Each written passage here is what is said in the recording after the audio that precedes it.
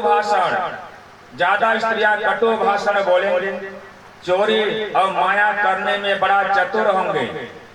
उस समय जितने बनिया हैं सब कूटनीति आश्रय ग्रहण कर विक्रय क्रय विक्रय व्यवहार में छल कपट की भावना ज्यादा रहेगी। कब? कलयुग में।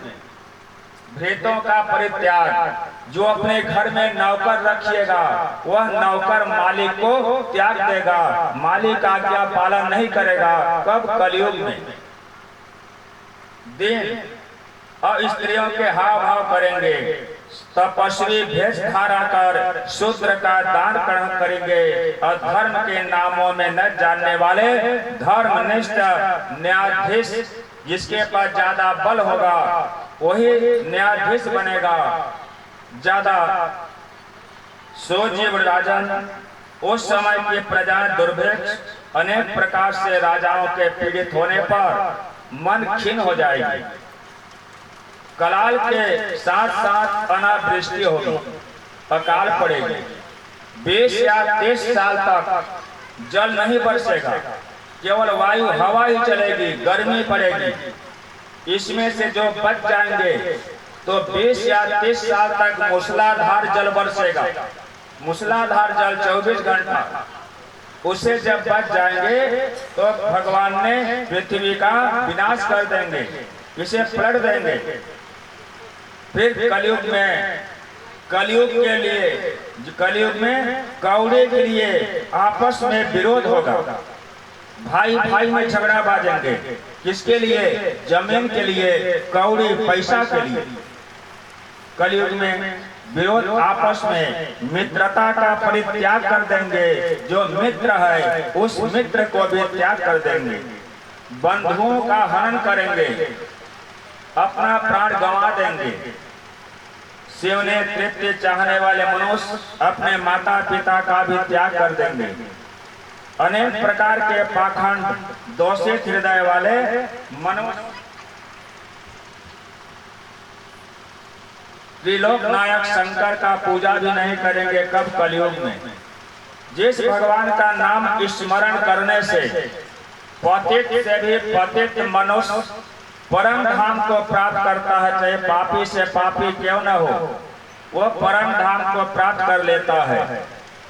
कलयुग के मनुष्य भजन नहीं करेंगे, भजन करने का समय नहीं रहेगा। कब? कलयुग में। कलयुग के प्रभाव से द्रव देश आत्मा में करने वाले भगवान नष्ट कर डालते हैं।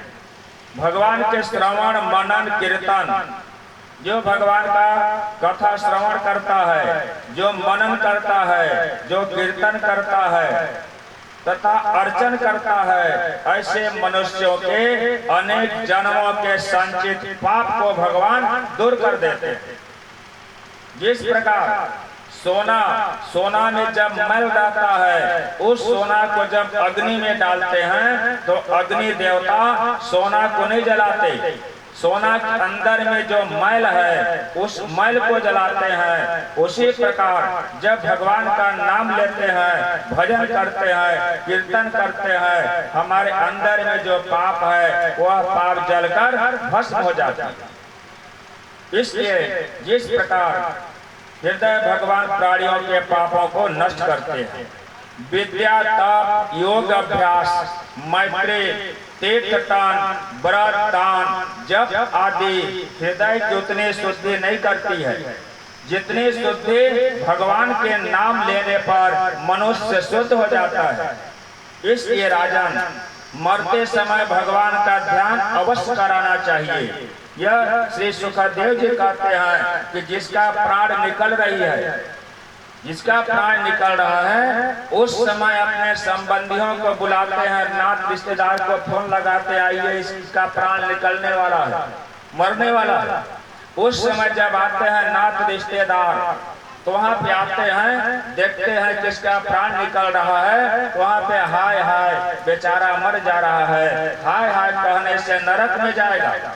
वहाँ पे जब जाते हैं उस समय भगवान के नामों का उच्चारण करना चाहिए। जो भगवान श्री कृष्ण जी का 10 नाम है, उस 10 नाम को वहाँ पे लेना चाहिए, ताकि उसके कानों तक भगवान का नाम जाए और वह सीधे वैकुंठ में जाएगा।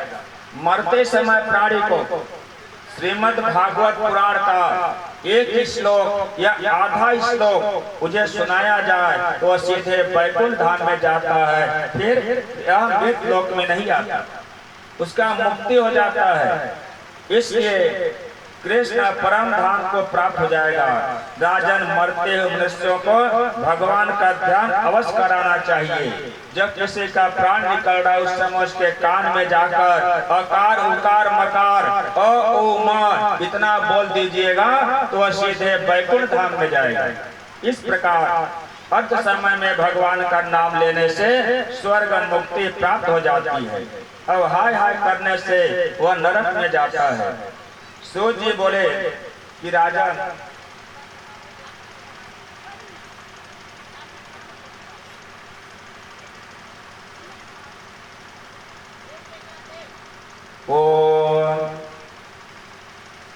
दोषों के विधि भोग कलयुग का एक उत्तम गुण यही है कि इस युग में भगवान के कीर्तन नाम से मुक्ति मिल जाती है। कलयुग में भगवान का कीर्तन करने से ही मुक्ति मिलती है। सतयुग में था तो भगवान का ध्यान करने से मुक्ति मिलती थी, और त्रेता में भगवान का यज्ञ करने से, और द्वापर में भगवान का परिचर्चा करने से, और कलयुग में भगवान का कीर्तन करने से ही मुक्ति मिल जाती है। सहज में, यह सहज में ही मुक्ति मिलती है। भगवान का नाम लीजिए, कीर्तन कीजिए। जहाँ पे 4 लोग बैठते हैं वहाँ पे दूसरे का बदनाम करिएगा, दूसरे का चुगली करिएगा तो नरक में जाना पड़ेगा। जहाँ पे 4 लोग बैठे हैं, आ गए हैं, वहाँ पे बदनाम करेंगे, दूसरे का चाली चुगली करेंगे। जब दूसरे का चाली चुगली करिएगा तो नरक में जाना पड़ेगा। वहाँ पे बैठकर भगवान का चुगली करिएगा तो सीधे वैकुंठ में जाना पड़ेगा। चाली चुगली नित्य करे और नित्य जूठन को खाए, पर त्रिया से नेह लगाए, सो प्राणी वैकुंठ को जाए।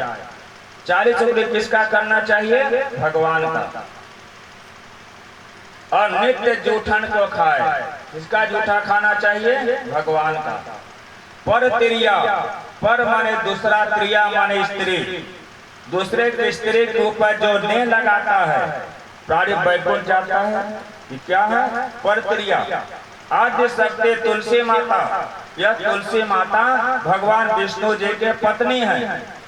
तो आप रोज नहाते हैं, रोज नहा करके 1 लोटा जल ला के तुलसी में डालिए, उन्हें प्रणाम कीजिए, आपको सीधे वैकुंठ स्वर्ग होगा। रोज नहाते हैं, 1 लोटा जल तुलसी माता में डालिए और दूसरे का चुगली मत कीजिए, भगवान का चुगली कीजिए, भगवान का नाम लीजिए, वही प्राणी वैकुंठ में जाएगा। इस प्रकार कलयुग में कीर्तन मार्ग से मुक्ति सहज में मिल जाती है। सुखदेव जी राजन इस प्रकार से राजा परीक्षित वेद व्यास जी के पुत्र श्री सुखदेव जी के पास पूछते हैं। ओ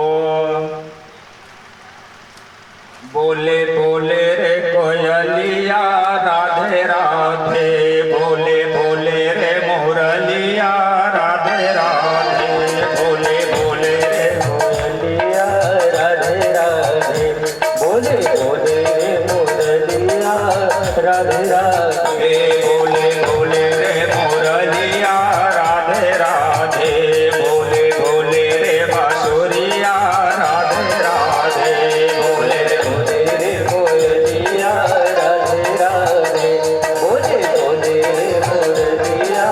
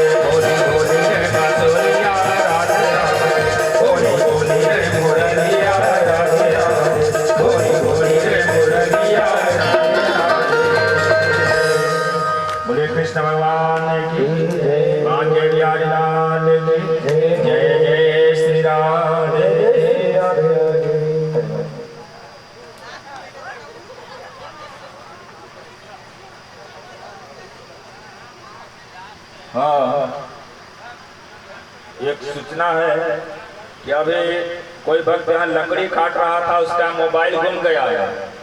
अगर कोई मोबाइल पाया होगा तो ला करके व्यासपीठ पे दे दीजिएगा। जो भाई मोबाइल पाए होंगे वह मोबाइल को ला करके व्यासपीठ तक पहुंचाइएगा। अगर नहीं पहुंचाए तो 12 बजे रात में पहुंचाना पड़ेगा। जो भी मोबाइल पाए होंगे ला करके दे दीजिएगा, और अगर नहीं देंगे तो आपके घर में तो भेजना ही पड़ेगा। और 12 बजे रात में आपको पहुंचाना पड़ेगा। धन्यवाद। ओम नमो भगवते वासुदेवाय सुगवाय भवनायानि चात्यानि मुकुन्दस्य महात्मना वर्ण्यवस्य प्रेमिच्छामि हे प्रभु। अभी आपके सामने में कृष्ण रुक्मणी जी का आगमन भी होगी। श्री सुखदेव जी बोले, राजन, अनंत शक्ति संपन्न महापुरुष भगवान श्री कृष्ण चंद्र जी की कथा अभिप्रवास सूचक अन्य कार्य किए हैं, आप सुनाइए। तो श्री सुखदेव जी बोले कि राजन, कोनो श्रुत्वा सकृतं ब्रह्मण सुत्तम श्लोक वीरमेत विशक्यः विपाकाम मार्गेण। श्री सुखदेव जी बोले, हे ब्रह्मण, उत्तम श्लोक भगवान श्री कृष्ण जी की सुंदर कथाएं सुनकर कागदेव के दुखी भला ऐसा कौन सूत्रेज्ञ होगा जो बार बार सुनने पर भी तृप्त नहीं होगा। सूत जी बोले, राजन, सा बाग यथा तस्य गुराणा तृण्ये करोच तत्य कर्मो मनस्रवरिंदह्य। सुखदेव जी बोले, राजन, वही वाणी है जो भगवान के गुणों का गान करती है, वही वाणी है। और उसी के हाथ भी वही सार्थक हैं। जो हाथ भगवान के सेवा में लगते हैं वही हाथ भी सार्थक है। और मन भी वही सार्थक है जो समस्त चराचर में रहने वाले भगवान का सतत ध्यान करते हैं। वही कान भी सफल है जो भगवान के अमृत रूपी कथा श्रवण करते हैं, सुनते हैं। और वही मस्तक भी सचमुच धन्य है। जो मस्तक भगवान के चरणों में झुकता है वही मस्तक भी सार्थक है। और उसी का वह नेत्र भी सार्थक है जो अपने आंख के द्वारा श्री कृष्ण भगवान जी का दर्शन करता है, वही आंख भी धन्य है। नेत्र भी सार्थक होती है जो भगवान के दोनों रूपों का अवलोकन करता है। मनुष्य के वही अंग भी सार्थक है जो भगवान श्री विष्णु और उनके भक्तों का पदोक्त सेवा करता है, वही अंग भी सार्थक होते हैं। तो श्री सुखदेव जी बोले, राजन, ओ विष्णुरातेन संपुष्टो भगवान बादरायणे वसुदेवे भगवती निग्न अवृत। श्री सूत जी बोले, राजन, ऋषियों राजा परीक्षित के यौन पूछने पर वेद व्यास जी के पुत्र श्री सुखदेव जी के हृदय में वासुदेव भगवान में विलीन हो गए। और यूं कहने लगे। श्री सुखदेव जी ने राजा परीक्षित जी के पास कहने लगे, ओम कृष्णस्य सखा क्रांचे ब्राह्मणो ब्रह्मवृत्तः विरक्त इंद्रियार्थे प्रशांत जितेंद्रियम्। सुखदेव जी बोले, हे राजा, ब्रह्मवेताओं में श्रेष्ठ, विषयों से विरक्त, जितेंद्र एवं प्रसन्नचित्त रहने वाले भगवान श्री कृष्ण एक ब्राह्मण मित्र थे। भगवान कृष्ण का मित्र कौन था? सुदामा जी। तो ब्राह्मण भगवान कृष्ण के मित्र सुदामा जी थे। वे गृहस्थी घर में रहते हैं, बिना मांगे उनके प्रारंभ में जो मिल जाता है उसी से अपने गृहस्थ का पालन पोषण कर रहे थे। दरिद्रता, इतना गरीबता है, उनके वस्त्र हैं फटे पुराने, जो कपड़ा है फटा पुराना, मलिन। उनकी भार्या, उनकी जो पत्नी है वो भी पत्नी दुबली, भूख के मारे। दरिद्रता, व्याकुल चिंता, गलानमुखी पतिव्रता। सुदामा जी इतना गरीब है, उनके घर में एक अन्न का दाना भी नहीं है। शरीर में जो कपड़ा पहने वो कपड़ा भी मलिन, पुराना, फटा। इतना गरीबता, एक दाना भी नहीं है। अन्न के कारण, भूख के कारण की जो पत्नी है वो भी पत्नी दुबली हो गई है।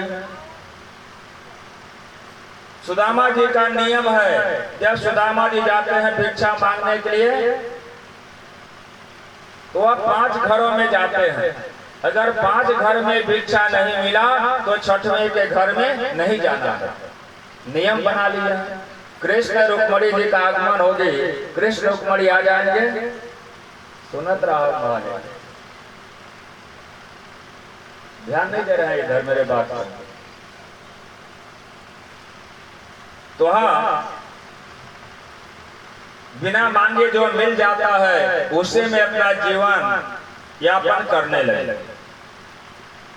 एक दिन भय करते हुए पतिव्रता सुदामा जी के पत्नी, सुदामा जी के पत्नी का नाम है सुशीला। वह सुशीला भय करते हुए अपने पति सुदामा जी के पास जाती और जाके कहती हैं, ओ पतिव्रता पतिव्रता मलायांत बदने नशा दरिद्रता श्रीदामाना बेम महानिर्दय। गृहस्थी, हे ब्राह्मण, सुशीला कहते हैं अपने पति सुदामा से कि हे ब्राह्मण, आपके मित्र यादव श्रेष्ठ लक्ष्मी के साक्षात पति भगवान कृष्ण हैं। वे ब्राह्मण भक्त हैं, ब्राह्मणों का शरण की रक्षा करते हैं। इसलिए हे महाभाग, साधुओं के परम भक्त भगवान के यहाँ आप जाइए। मैं सुनती हूँ कि भगवान कृष्ण आपके परम मित्र हैं, आपके मित्र हैं। अभी वह द्वारिका में रहते हैं। अगर आप भगवान के पास जाइएगा, अपने मित्र के पास जाइएगा तो हमें कुछ न कुछ हमें दे देंगे, मिल जाएगा, संपत्ति देंगे, हमें मिल जाएगा। इसलिए आप भगवान के पास जाइए। सुदामा जी ने कहा, नहीं, मैं कुछ मांगने के लिए अपने मित्र के घर नहीं जाऊंगा, कुछ मांगने के लिए अपने मित्र के घर भगवान के पास नहीं जाऊंगा। कुर्सी ले, 2 कुर्सी, नहीं जाऊंगा मांगने के लिए। और सुशीला कहती है कि मित्र के घर जाइए। बोले राधा कृष्ण भगवान की। तो आपके सामने कृष्ण रुक्मणी जी का आगमन हुआ है। कुछ क्षण में द्वारपाल भी आएंगे और जब उन्हें कहते हैं कि जाइए भगवान के घर जाइएगा तो कुछ न कुछ हमें मिल जाएगा, संपत्ति दे देंगे, भगवान तो ब्राह्मणों का रक्षक है। लेकिन सुदामा जी कहते हैं मैं कुछ मांगने के लिए अपने मित्र के घर नहीं जाऊंगा। सुशीला कहती है मैं सुनते हूं कि आपके बचपन के मित्र हैं, अगर आप भगवान के घर जाइएगा तो आपको कुछ ना कुछ मिल जाएगा। बार बार कहती हैं। तो सुदामा जी ने सोचा कि मैं कुछ द्रव्य भाव में नहीं जाऊंगा, कुछ मांगने के लिए मैं नहीं जाऊंगा, अगर जाऊंगा तो भगवान के चरणों का दर्शन के लालसा से जाऊंगा, भगवान का चरण का दर्शन करने के लिए जाऊंगा, और कुछ मांगने अपने मित्र के घर, भगवान के घर नहीं जाऊंगा। सुदामा जी कहते अगर जाऊंगा तो कुछ द्रव्य भाव से नहीं जाऊंगा, मैं भगवान के चरण के दर्शन के लालसा से जाऊंगा कि मैं जब जाऊंगा तो भगवान के चरण का दर्शन मुझे हो जाए। ऐसे जाने के लिए जब तैयार हो गए, जब जाने को तैयार हो गए सुदामा जी, तो सुदामा जी अपने पत्नी से कहते हैं अरे जब कोई भी जाता है अपने संबंधी के घर जाता है, अपने मित्र सखी फूल के घर जब जाता है तो कुछ न कुछ संदेश लेके जाता है, उपहार। फोन करके बुला लीजिए सुदामा जी को। जब कोई जाता है अपने फूल सखी मित्र के घर तो कुछ न कुछ उपहार संदेश लेकर जाता है। तो सुदामा जी बोले कि अगर कुछ हो तो ला के दो, जब मैं जाऊंगा अपने मित्र के घर तो हमें संदेश हो तो ला के दो तो जाऊंगा। अब जब देखती है घर में तो एक दाना भी नहीं है, अब क्या दें? इतना गरीबता है कि घर में दाना के एक टुकड़ा भी नहीं है, क्या देंगे? अब सुशीला दौड़ के गई पड़ोस के घर। अब पड़ोस के घर जाती है तो 4 मुट्ठा तंदुल मांग के लाई। तंदुल यानी चूड़ा, 4 मुट्ठे तंदुल चूड़ा लेके आती है पड़ोसी के घर से। आज जब पड़ोसी के घर से 4 मुट्ठे चूड़ा लेके आई, घर में आती है तो उसे बांधने का पोटली भी नहीं है, बांधने का पोटली भी नहीं है। अब किसमें बांधे? तो घर में इधर उधर खोजते खोजते एक जगह ऐसा फटा पुराना वस्त्र मिल गया। और जब फटा पुराना वस्त्र मिल गया, उस वस्त्र में वह किसी तरह लपेटे और बांध के पोटली सुदामा जी को दे दिया। और सुदामा जी लिए पोटली कांख में दबाए अपने मित्र के घर जाते हैं द्वारिका में, जिसका वर्णन है।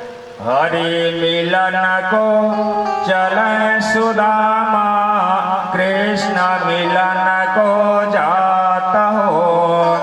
फटी सी धोती कटी लपेटे, दुर्बल बाको गाता हो। मुट्ठी एक तंदुल बांध गठरिया, टूटही लकुटिया हाथ हो। चले सुदामा, मन ही मन सकुचात हो। वो सुदामा जी को दिए पोटली बांधे, कांख में दबाए, एक हाथ है डंडा। उनका जो डंडा वो भी फटा, ऐसा ठोकते हैं डंडा को तो फटर फटर की आवाज निकलती है। इतना गरीबता है, फटर फटर की आवाज निकलता है। आज जब चले गए द्वारिका में गए, द्वारिका में जाते हैं तो द्वारपाल लगे हुए हैं, द्वारपाल।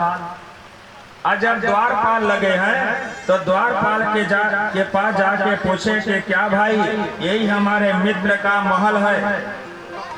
जाके पूछते हैं कि क्या यही हमारे मित्र का महल है?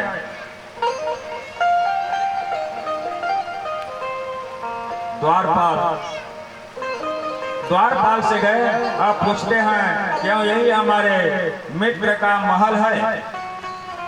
द्वारपाल ऊपर से नीचे तक देखता है, द्वारपाल देखने लगे।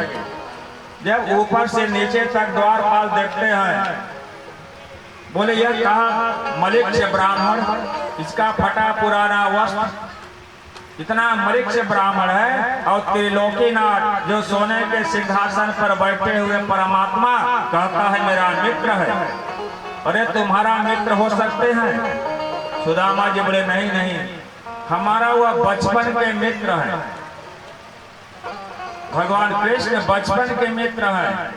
जरा जाके तो सुना दो कि तुम्हारा मित्र आया हुआ है। द्वारपाल के पास कहते हैं सुदामा जी जरा जाके तो सुना दो कि तुम्हारा मित्र आया है। किस प्रकार कहते हैं द्वारपाल के पास, कह देना मुरली वाले से तेरा या। अभी मत जाइए, वह द्वारपाल आ रहा है बताने के लिए भगवान के पास। सुदामा जी कहते हैं कि जा करके जरा बता दो, कह देना मुरली वाले से तेरा यार सुदामा आया है। कह देना मुरली वाले से तेरा यार सुदामा आया है। कह देना मुरली वाले से तेरा यार सुदामा आया है। कह देना मुरली वाले से तेरा यार सुदामा आया है। का माइक को ठीक करो ना यार, एक बार कहने से नहीं आता है समझ। कैसा गा रहा है, थोड़ा ऊंचा करोगे तब ना होगा, बार बार समझाना पड़ेगा उसको।